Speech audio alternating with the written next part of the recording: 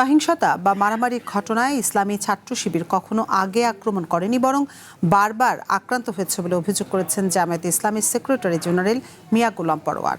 সকালে আন্তর্জাতিক যুব দিবস উপলক্ষে খুলনা প্রেস ক্লাবে মহানগরী জামায়াত আয়োজিত সম্মেলনে প্রধান অতিথির বক্তব্যে তিনি একথা বলেন। শিক্ষা প্রতিষ্ঠানের রাজনৈতিক ছত্রছায়ায় সহিংসতারও সমালোচনা করেন তিনি। টেন্ডারবাজি, চাঁদাবাজি, স্বজনপ্রীতি ও প্রশাসনে দলীয়করণের অভিযোগ তুলে এর প্রতিবাদ জানায় জামায়াতের এই নেতা। তার দাবি, গুরুত্বপূর্ণ সরকারি পদ ও বিভিন্ন প্রতিষ্ঠানে দলীয় লোক নিয়োগ দিয়ে প্রশাসনিক বিধিমালা উপেক্ষা করা হচ্ছে। যুব সমাজকে নৈতিক চরিত্র গঠন ও অন্যায় অবিচারের বিরুদ্ধে ঐক্যবদ্ধ হওয়ার আহ্বানও জানান তিনি। বিভিন্ন জায়গায় বিরোধী দলের উপরে হামলা করা হচ্ছে। বিরোধী দলের এমপি, সংসদ সদস্য যারা যেখানে যাচ্ছে, হাসপাতাল দেখতে যাচ্ছে, কোন একটা রাস্তা দেখতে যাচ্ছে, সেখানে বিএনপির লোকেরা এসে মব সৃষ্টি করছে। আপনি তদন্ত করেন, আমি চ্যালেঞ্জ দিচ্ছি, যে কয়টা জায়গায় মারামারি হয়েছে কোনো জায়গায় শিবির আক্রমণ করে নাই।